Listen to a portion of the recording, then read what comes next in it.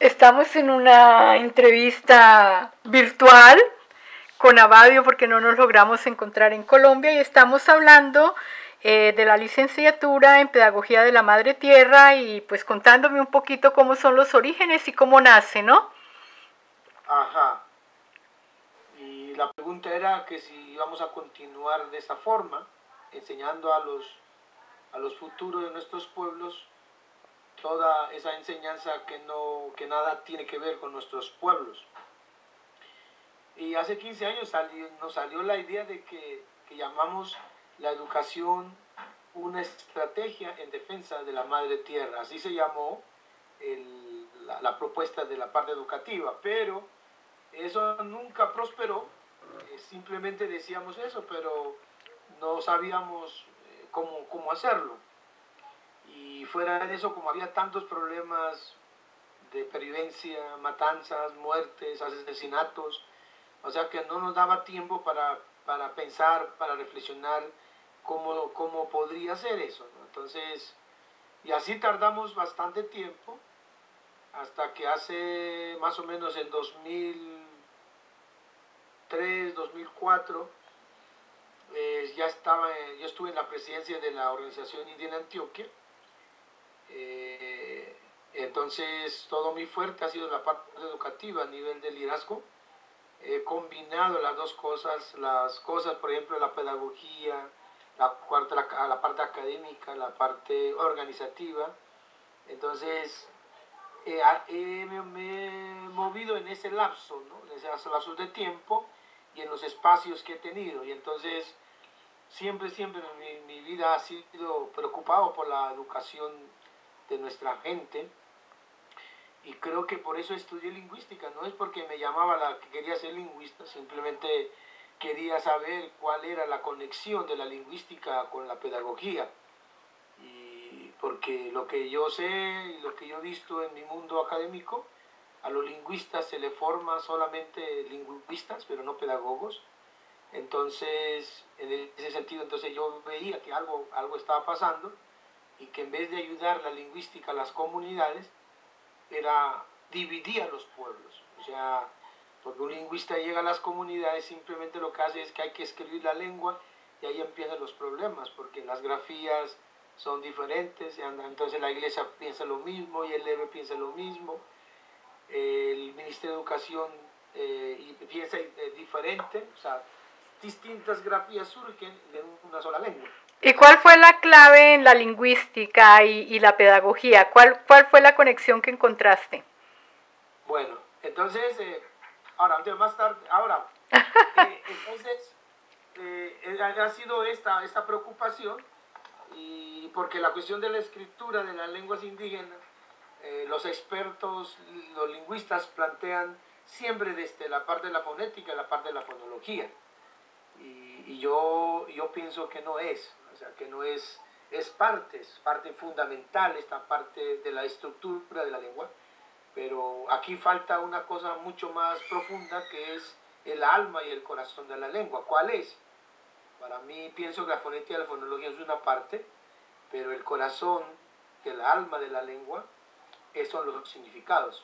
Y entonces entrar en el mundo de los significados, eso fue para mí como abrir los ojos de que no solamente la fonética y la fonología te da las herramientas para para poder aportar a la escritura de las lenguas indígenas, ¿no?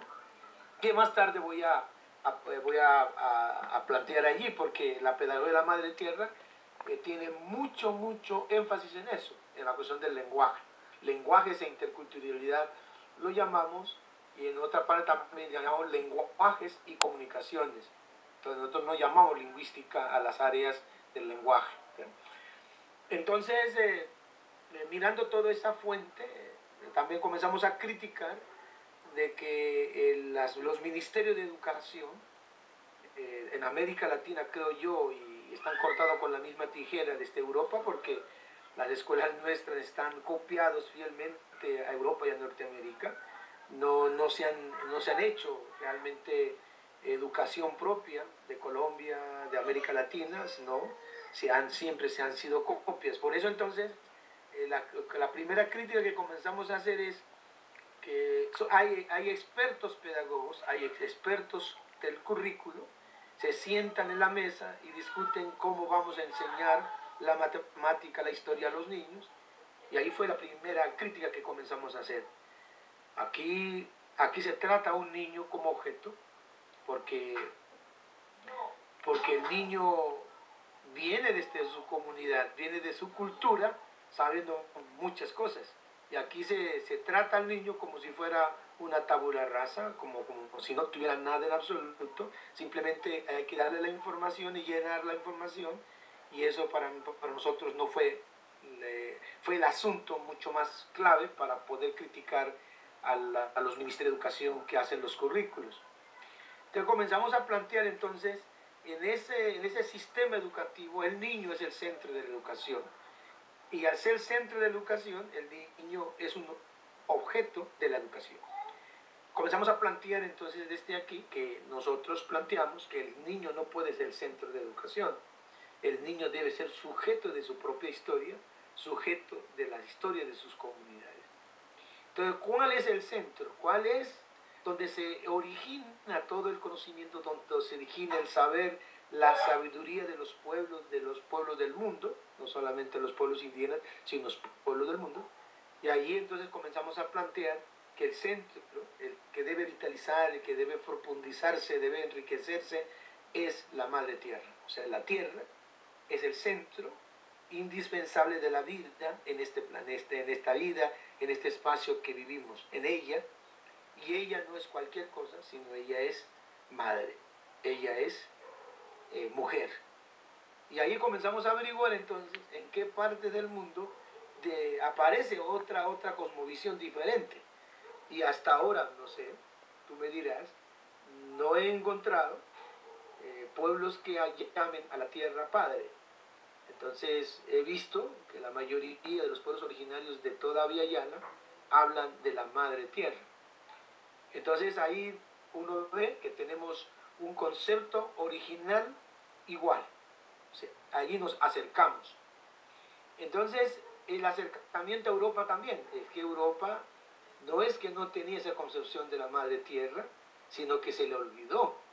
O sea, a partir de la racionalidad, cuando el conocimiento se fue racional, cuando todo es manipulable el conocimiento, cuando apareció toda la cuestión de la manipulación de los conocimientos, entonces ahí no se da cuenta lo colectivo, sino aparece como personas que hacen el conocimiento.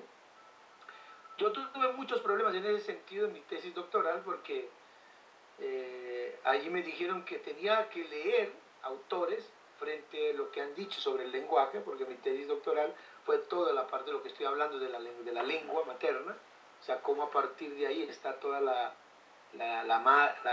el corazón y el alma de un pueblo, que es la lengua.